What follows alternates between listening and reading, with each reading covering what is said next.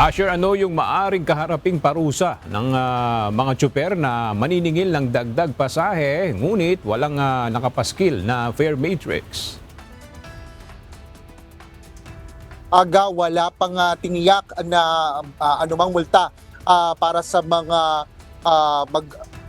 sa mga lalabag dito nga sa hindi pagpapaskil ng mga fare guide sa mga pampublikong sasakyan. Kanina na ibinigay ang Land Transportation Franchising and Regulatory Board. Ngunit binigyan din nila na dapat mayroong fare guide na nakapaskil sa mga pampublikong sasakyan sa pagpapatupad ng dagdag pasahe sa mga pampasaherong jeep at iba pang mga publikong transportasyon simula bukas.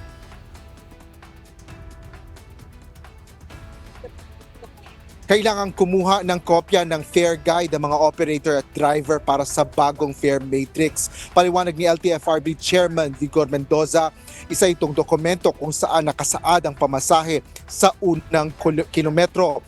Fare adjustment sa bawat dagdag na kilometro. Maaari ring i-download ang kopya nito sa online portal ng LTFRB. Ngunit dapat anya itong ipaskil sa kanilang mga sasakyan para makita at magsilbing gabay sa mga pasahero.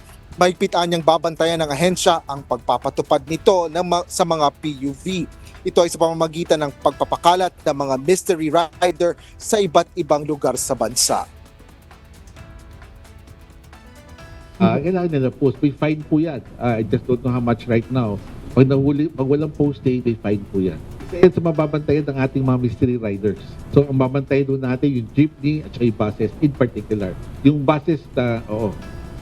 Pero kasama rin yung TNVS, yung bang nabigyan ng fare increase. Ayon pa sa LTFRB Chief, ang mga dagdag pasahe sa mga susunod na kilometro ay ginamitan nila ng komputasyon para walang butal ang kabuuan ng pamasahe.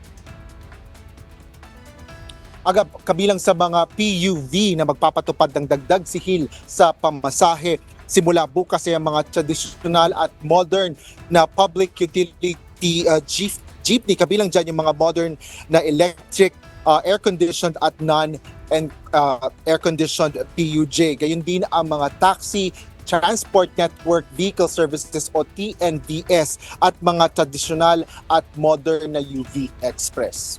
Yan ang latest. Balik sa'yo, Aga. Maraming salamat, Asher Cadapan Jr.